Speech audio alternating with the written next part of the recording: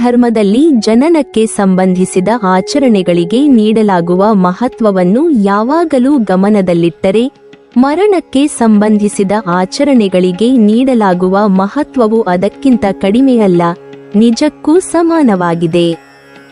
ಜೀವನದ ಆರಂಭದಲ್ಲಿಯೇ ನಾವು ಸಂಪ್ರದಾಯಗಳ ಮೂಲಕ ಮಗುವಿನ ಆರೈಕೆ, ನಾಮಕರಣ, ಚೂಡಾಕರ್ಮ, ಉಪನಯನ, ಮೊದಲ ಹಸಿವಿನ ಪೂಜೆ ಮತ್ತು ಇತರ ಪುಣ್ಯ ಕಾರ್ಯಗಳನ್ನು ನಿರ್ವಹಿಸುತ್ತೇವೆ. ಇವೆಲ್ಲವೂ ಮಗುವಿನ ಸುಸ್ಥಿರ, ಆರೋಗ್ಯಕರ, ಧಾರ್ಮಿಕ ಮತ್ತು ಸಾಮಾಜಿಕ ಜೀವನಕ್ಕೆ ಮಾರ್ಗದರ್ಶನ ನೀಡುತ್ತವೆ. ಅದೇ ರೀತಿಯ ತತ್ವವನ್ನು ಮರಣ ಸಂದರ್ಭದಲ್ಲಿ ಅನುಸರಿಸಲಾಗುತ್ತದೆ. ಕುಟುಂಬದಲ್ಲಿ ಒಬ್ಬ ವ್ಯಕ್ತಿ ಮರಣ ಹೊಂದಿದಾಗ ತಕ್ಷಣವೇ ಅದರ ಪ್ರಭಾವ ಮನೆ ಹಾಗೂ ಕುಟುಂಬದ ಮೇಲೆ ಉಂಟಾಗುತ್ತದೆ. ಹಿಂದೂ ಶಾಸ್ತ್ರಗಳಲ್ಲಿ ಈ ಸಂದರ್ಭದಲ್ಲಿ ಪಾಲಿಸಬೇಕಾದ ನಿಯಮಗಳು, ಶೋಕ ಕ್ರಮಗಳು, ಶ್ರಾದ್ದ ಮತ್ತು ಪಿತೃಪೂಜೆಯ ನಿಯಮಗಳು ವಿವರವಾಗಿ ನೀಡಲ್ಪಟ್ಟಿವೆ. ಈ ನಿಯಮಗಳು ವ್ಯಕ್ತಿಯ ಮೃತ ಆತ್ಮಕ್ಕೆ ಶಾಂತಿ ದೊರಕಿಸಲು, ಕುಟುಂಬದ ಉಳಿದ ಸದಸ್ಯರಿಗೆ ಭೌತಿಕ ಹಾಗೂ ಮಾನಸಿಕ ಸಮಾಧಾನವನ್ನು ನೀಡಲು ಮತ್ತು ಮನೆಯಲ್ಲಿನ ಶ್ರೇಯಸ್ಸು, ಸಮೃದ್ಧಿ ಕಾಯ್ದುಕೊಳ್ಳಲು ಸಹಾಯಕವಾಗುತ್ತವೆ. ಉದಾಹರಣೆಗೆ, ಮೃತ ವ್ಯಕ್ತಿಯ ಶೋಕದಲ್ಲಿ ಕುಟುಂಬವು ಸುಮಾರು 11 ರಿಂದ 13 ದಿನಗಳ ಕಾಲ ಶೋಚಕಾಲದಲ್ಲಿ ಇರುತ್ತದೆ. ಈ ಅವಧಿಯು ಅಂತ್ಯ ಶೋಚ ಎಂದು ಕರೆಯಲಾಗುತ್ತದೆ. ಈ ಶೋಚಕಾಲದಲ್ಲಿ ಮನೆಯ ಸದಸ್ಯರು ಯಾವುದೇ ರೀತಿಯ ಶುಭ ಕಾರ್ಯಗಳನ್ನು, ಮದುವೆ, ಪೂಜೆ, ಹಬ್ಬದ ಕಾರ್ಯಕ್ರಮ ಅಥವಾ ದೇವರ ಆರಾಧನೆ ಮಾಡಬಾರದು ಎಂದು ಶಾಸ್ತ್ರದಲ್ಲಿ ಸೂಚಿಸಲಾಗಿದೆ. ಇದರಿಂದ ಮನೆಯಲ್ಲಿನ ವಾತಾವರಣ ಶಾಂತವಾಗಿರುತ್ತದೆ ಮತ್ತು ಆತ್ಮೀಯ ಶ್ರಾದ್ದ, ಮರಣ ಶಾಂತಿ ಕ್ರಮಗಳು ಸರಿಯಾಗಿ ನೆರವೇರಬಹುದು. ಗರುಡ ಪುರಾಣದಲ್ಲಿ ಹೇಳಿರುವಂತೆ ಈ ಶೋಚಕಾಲದಲ್ಲಿ ಮೃತ ವ್ಯಕ್ತಿಯ ಆತ್ಮ ಮನೆಯಲ್ಲಿ ಅಥವಾ ಮನೆಯ ಅಕ್ಕಪಕ್ಕದಲ್ಲೇ ವಾಸಿಸುತ್ತಿರುವಂತೆ ಕಾಣುತ್ತದೆ. ಆತ್ಮದ ಶಾಂತಿಗಾಗಿ ಮನೆಯಲ್ಲಿ ಶಾಂತಿಯುತ, ಶ್ಲಾಘನೀಯ ವಾತಾವರಣವನ್ನು ಕಾಯ್ದುಕೊಳ್ಳುವುದು ಅತ್ಯಂತ ಅಗತ್ಯವಾಗಿದೆ.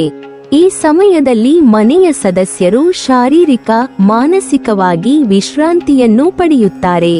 ಅವರು ಕುಟುಂಬದ ಶೋಚಕ್ಕೆ ಸಂಬಂಧಿಸಿದ ಕಾರ್ಯಗಳಲ್ಲಿ ತೊಡಗಿಸಿಕೊಂಡು ಆತ್ಮೀಯತೆ, ಧೈರ್ಯ ಮತ್ತು ಸಂತೋಷದಿಂದ ಶೋಕವನ್ನು ಸಹಿಸುತ್ತಾರೆ.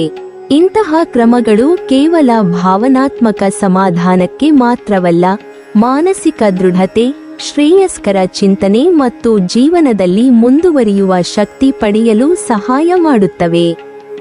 ಮೃತ ವ್ಯಕ್ತಿಯ ಶೋಕಾವಧಿ, ಶ್ರಾದ್ದ, ಪಿತೃಪೂಜೆ, ದಾನ ಮತ್ತು ಶಾಂತಿ ಕಾರ್ಯಗಳು ಹಿಂದೂ ಧರ್ಮದ ಪ್ರಕಾರ ವ್ಯಕ್ತಿಯ ಆತ್ಮವನ್ನು ಶುದ್ಧಗೊಳಿಸಲು, ಕುಟುಂಬಕ್ಕೆ ಶ್ರೇಯಸ್ಸು ತರುವಂತೆ ವಿನ್ಯಾಸಗೊಳಿಸಲಾಗಿದೆ. ಇದರಿಂದ ಮಾತ್ರವಲ್ಲ, ಮನೆಯಲ್ಲಿನ ಎಲ್ಲ ಸದಸ್ಯರಲ್ಲೂ ಭಕ್ತಿಯ, ಸಹಾನುಭೂತಿಯ, ನಿರೀಕ್ಷೆಯ ಮತ್ತು ಧೈರ್ಯದ ಗುಣಗಳು ಉಂಟಾಗುತ್ತವೆ. ಇವು ಮನೆಯ ಮಾನಸಿಕ, ಸಾಂಸ್ಕೃತಿಕ ಮತ್ತು ಧಾರ್ಮಿಕ ಸ್ಥಿತಿಯನ್ನು ಸದೃಢಗೊಳಿಸುತ್ತವೆ. ಹೀಗೆ ಜನನದ ಆಚರಣೆಗಳೇ ಹೇಗೆ ಜೀವನವನ್ನು ಸಾರ್ಥಕಗೊಳಿಸುತ್ತವೆ ಮತ್ತು ಕುಟುಂಬಕ್ಕೆ ಶ್ರೇಯಸ್ಸು ತರುತ್ತವೆ, ಅದೇ ರೀತಿ ಮರಣಾಚರಣೆಗಳು, ಶೋಚ, ಶ್ರಾದ್ದ ಮತ್ತು ಪಿತೃಪೂಜೆಯ ನಿಯಮಗಳನ್ನು ಪಾಲಿಸುವ ಮೂಲಕ ಮೃತ ವ್ಯಕ್ತಿಯ ಆತ್ಮಕ್ಕೆ ಶಾಂತಿ ಸಿಗುತ್ತದೆ ಮತ್ತು ಕುಟುಂಬಕ್ಕೆ ಮಾನಸಿಕ ಸಮಾಧಾನ, ಧಾರ್ಮಿಕ ಶ್ರೇಯಸ್ಸು ಹಾಗೂ ಶಾಂತಿ ವಾತಾವರಣ ಒದಗುತ್ತದೆ. ಹಿಂದೂ ಧರ್ಮದಲ್ಲಿ ಮರಣದ ಸಂದರ್ಭದಲ್ಲಿ ಪಾಲಿಸಬೇಕಾದ ಶೋಚ ಮತ್ತು ಶುದ್ಧಿ ಕ್ರಮಗಳು ಬಹಳ ಸ್ಪಷ್ಟವಾಗಿ ನಿರ್ದಿಷ್ಟವಾಗಿವೆ. ಜೀವನವು ಅನಿಶ್ಚಿತತೆಯಿಂದ ತುಂಬಿರುವುದರಿಂದ ಯಾವಾಗ ಒಬ್ಬ ಕುಟುಂಬ ಸದಸ್ಯನು ಈ ಭೌತ ಜಗತ್ತನ್ನು ತ್ಯಜಿಸುತ್ತಾನೆ ಎಂಬುದು ಯಥಾರ್ಥವಾಗಿ ನಿರ್ಧರಿಸಲಾಗುವುದಿಲ್ಲ. ಆದ್ದರಿಂದ ಮರಣದ ನಂತರ ಕುಟುಂಬವು ತಕ್ಷಣವೇ ಶೋಕದಲ್ಲಿ ತೊಡಗುತ್ತದೆ. ಕೆಲವರು ಶೋಕವನ್ನು ಕೇವಲ 11 ರಿಂದ 13 ದಿನಗಳ ಕಾಲ, ಕೆಲವರು ತಿಂಗಳುಗಳ ಅಥವಾ ವರ್ಷಗಳವರೆಗೆ ವಿಸ್ತರಿಸುತ್ತಾರೆ. ಕೆಲವು ಸಮುದಾಯಗಳಲ್ಲಿ ಶೋಕದ ಅವಧಿಯನ್ನು 1 ರಿಂದ 3 ವರ್ಷಗಳವರೆಗೆ ವಿಸ್ತರಿಸುವ ಸಂಪ್ರದಾಯವಿದ್ದು, ಆ ಸಮಯದಲ್ಲಿ ಮನೆಯಲ್ಲಿನ ಯಾವುದೇ ರೀತಿಯ ಶುಭ ಕಾರ್ಯವನ್ನು ಮಾಡಬಾರದು ಎಂದು ನಂಬುತ್ತಾರೆ. ಆದರೆ ಶಾಸ್ತ್ರ ಗ್ರಂಥಗಳು, ವಿಶೇಷವಾಗಿ ಧಾರ್ಮಿಕ ಗ್ರಂಥಗಳು, ಶೋಕದ ಅವಧಿಯ ಬಗ್ಗೆ ಸ್ಪಷ್ಟ ಮಾರ್ಗದರ್ಶನವನ್ನು ನೀಡುತ್ತವೆ. ಧರ್ಮಗ್ರಂಥಗಳ ಪ್ರಕಾರ ಯಾವುದೇ ಕುಟುಂಬದ ಸದಸ್ಯನು ಮೃತಪಟ್ಟ ನಂತರ ಮನೆಯ ಶುದ್ಧಿ, ಶಾಂತಿ ಮತ್ತು ಪುಣ್ಯ ಕಾರ್ಯಗಳನ್ನು ನಿಗದಿತ ದಿನಗಳಲ್ಲಿ ನೆರವೇರಿಸುವುದು ಅತ್ಯಂತ ಅಗತ್ಯ. ಇದಕ್ಕೆ ಧಾರ್ಮಿಕ ದೃಷ್ಟಿಯಿಂದ ಮರಣಾನಂತರದ 13ನೇ ದಿನವನ್ನು ಪ್ರಮುಖ ದಿನವಾಗಿ ಗುರುತಿಸಲಾಗಿದೆ. ಮರಣದ 13ನೇ ದಿನದಂದು ಕುಟುಂಬವು ಸಂಪೂರ್ಣವಾಗಿ ಮನೆಯನ್ನು ಶುದ್ಧಗೊಳಿಸಬೇಕು. ಇದು ಕೇವಲ ಭೌತಿಕ ಶುದ್ಧತೆಗೆ ಮಾತ್ರ ಸಂಬಂಧವಿಲ್ಲ. ಮನಸ್ಸಿನ ಶುದ್ಧಿ, ಮನೋವೈಜ್ಞಾನಿಕ ಸಮಾಧಾನ ಮತ್ತು ಆತ್ಮೀಯ ಶ್ರದ್ಧೆಗಾಗಿ ಸಹ ಅತ್ಯಂತ ಮುಖ್ಯವಾಗಿದೆ. ಮನೆಯ ಎಲ್ಲಾ ಕೋಣೆಗಳು, ಮೈದಾನಗಳು, ಆವರಣಗಳು ಸ್ವಚ್ಛಗೊಳಿಸಬೇಕು. ಈ ದಿನದಲ್ಲಿ ಕುಟುಂಬದ ಸದಸ್ಯರು ಹಬ್ಬದಂತೆ ಆಹಾರವನ್ನು ತಯಾರಿಸಿ ಅದನ್ನು ಶ್ರದ್ಧಾ ಮತ್ತು ಪೂಜಾ ಮನೋಭಾವದಿಂದ ಸವಿಯಬೇಕು. ಈ ಕ್ರಮದ ಪ್ರಯೋಜನ ಬಹುಮುಖ. ಮೊದಲನೆಯದಾಗಿ, ಮೃತ ವ್ಯಕ್ತಿಯ ಆತ್ಮಕ್ಕೆ ಶಾಂತಿ ದೊರಕುತ್ತದೆ. ಮರಣಾನಂತರ ಆತ್ಮ ಇನ್ನೂ ತನ್ನ ಕುಟುಂಬದ ಕಡೆ ಚಿತ್ತವಿಟ್ಟು ವಾಸಿಸುತ್ತಿರುವುದು ಶಾಸ್ತ್ರಗಳಲ್ಲಿ ಉಲ್ಲೇಖಿಸಲಾಗಿದೆ. ಹೀಗಾಗಿ ಮನೆಯನ್ನು ಸ್ವಚ್ಛಗೊಳಿಸುವುದು, ಹಬ್ಬದಂತೆ ಆಹಾರವನ್ನು ತಯಾರಿಸುವುದು, ಕುಟುಂಬದ ಸದಸ್ಯರು ಶಾಂತಿಯುತ ವಾತಾವರಣದಲ್ಲಿ ತಿರುಗುವಂತೆ ಮಾಡುವುದು ಆತ್ಮಕ್ಕೆ ಸಮಾಧಾನ ನೀಡಲು ನೆರವಾಗುತ್ತದೆ. ಎರಡನೆಯದಾಗಿ, ಮನೆಯಲ್ಲಿನ ಬರುವ ಕಾಲದಲ್ಲಿ ಶ್ರದ್ಧೆ, ಭಕ್ತಿ ಮತ್ತು ಮನೋವೈಜ್ಞಾನಿಕ ಸಮತೋಲನವನ್ನು ಕಾಯ್ದುಕೊಳ್ಳುತ್ತದೆ. ಹೀಗಾಗಿ ಮರಣಾನಂತರದ 13ನೇ ದಿನದ ಶುದ್ಧಿ ಕಾರ್ಯವು ಕೇವಲ ಆಚರಣೆಯಷ್ಟೇ ಅಲ್ಲ, ಅದು ಕುಟುಂಬದ ಭಾವನಾತ್ಮಕ, ಧಾರ್ಮಿಕ, ಸಾಮಾಜಿಕ ಮತ್ತು ಮಾನಸಿಕ ಸಮತೋಲನವನ್ನು ಕಾಪಾಡುವ ಒಂದು ಮಹತ್ವದ ಕ್ರಮವಾಗಿದೆ. ಈ ದಿನದ ಆಚರಣೆ, ಶುದ್ಧಿ, ಭೋಜನ ಮತ್ತು ಪೂಜಾ ವಿಧಾನಗಳ ಮೂಲಕ ಮೃತ ವ್ಯಕ್ತಿಯ ಆತ್ಮವು ಶಾಂತಿ, ಪರಮಶಾಂತಿ ಮತ್ತು ಪುಣ್ಯವನ್ನು ಪಡೆಯುತ್ತದೆ. ಕುಟುಂಬದ ಉಳಿದ ಸದಸ್ಯರಿಗೂ ಧೈರ್ಯ, ಶ್ರದ್ಧೆ ಮತ್ತು ಸಮಾಧಾನ ದೊರೆಯುತ್ತದೆ. ಇದೇ ಕಾರಣಕ್ಕಾಗಿ ಧರ್ಮಗ್ರಂಥಗಳಲ್ಲಿ, ಶಾಸ್ತ್ರಗಳಲ್ಲಿ, ಶ್ರೇಷ್ಠ ಪುರಾಣಗಳಲ್ಲಿ 13ನೇ ದಿನದ ಶುದ್ಧಿ ಕಾರ್ಯವು ಪ್ರಮುಖವಾಗಿ ಉಲ್ಲೇಖಿಸಲಾಗಿದೆ. ಈ ದಿನದ ನಿಯಮವನ್ನು ಅನುಸರಿಸುವ ಮೂಲಕ ಕುಟುಂಬವು ಸಂಪ್ರದಾಯದ ಮಾರ್ಗದಲ್ಲಿ ನಡೆದು ಆತ್ಮಕ್ಕೆ ಶಾಂತಿ ಮತ್ತು ಮನಸ್ಸಿಗೆ ಶ್ರೇಯಸ್ಸನ್ನು ತಂದುಕೊಡುತ್ತದೆ.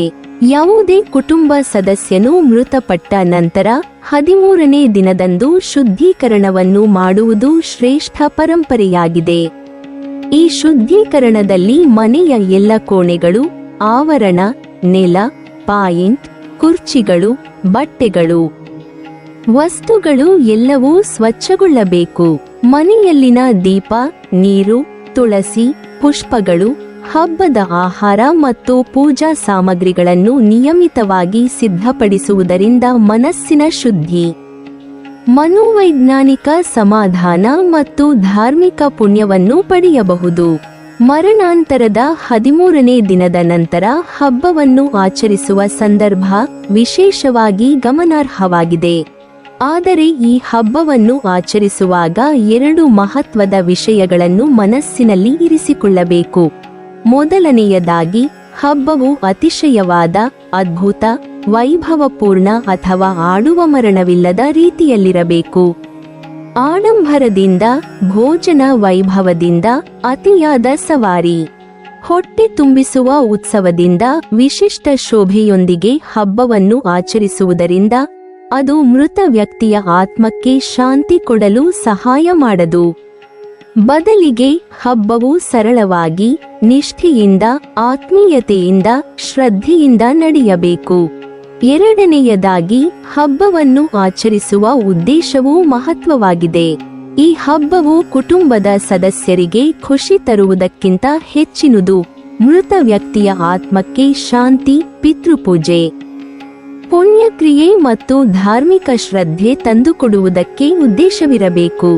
ಹಬ್ಬವನ್ನು ಸರಳವಾಗಿ ಆಚರಿಸುವ ಮೂಲಕ ಆತ್ಮವು ಶಾಂತಿಯುತವಾಗಿ ತನ್ನ ಪಿತೃಸ್ಥಾನವನ್ನು ಪಡೆಯುತ್ತದೆ.